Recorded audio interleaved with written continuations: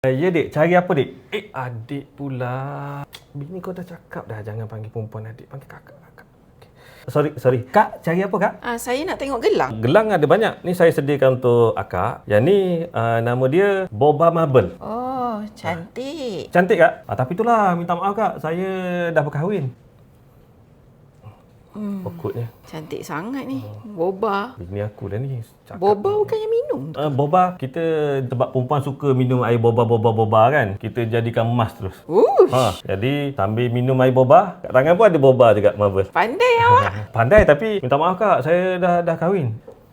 Ada lagi yang lain? Kita ada Marisa kak. Marisa. Tebal betul. Tebal kak. Tapi itulah, saya dah hampir 10 tahun dah mendirikan rumah tangga kak. Bagus ni awak ni. Bagus. Cantik lah. Lawa tak? Cantik kan? Jangan cakap cantik kat perempuan, cakap cantik gelang. Okey. Gelang tu cantik sangat lah kak. Akak patut beli 2. Oh, cantik sangat ni. Ada lagi yang lain? Ada lagi. Ni pula Dubai. Ni famous. Ni semua orang suka. Oh, yang ni yang terbaru ke? Paling terbaru? Allah, tersentuh tangan. Oh, berdosalah aku. Allah.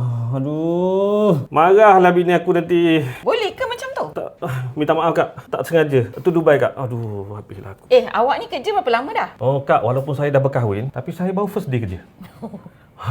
Sebab tu isteri saya suruh cakap benda tu. Saya tak tahu muka saya tak adalah handsome mana, tapi entahlah dia. Okey. Nampak tak? Nampak apa?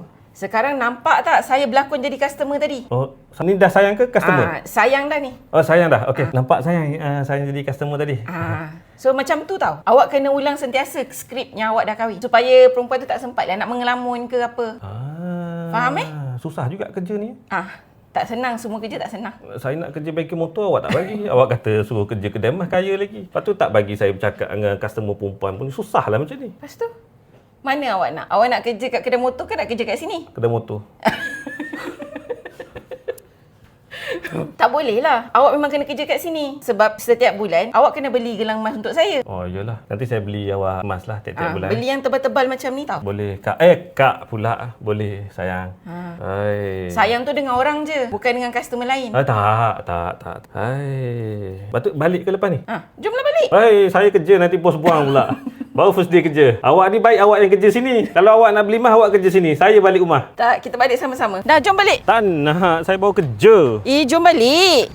Saya baru first day. Nanti bos marah. Apa yang awak cakap tadi tu macam tak meyakinkan lah. Tak cukup yakinnya awak tu dah berkahwin. Saya dah kahwin. Tak ada. Cakap jujur balik. Tak boleh. Sekarang ni saya suka kerja dekat kedai emas Norisan dekat Segamat Johor ni. Tak apalah kalau macam tu, biar saya je yang kerja. Awak kerja? Akan senang.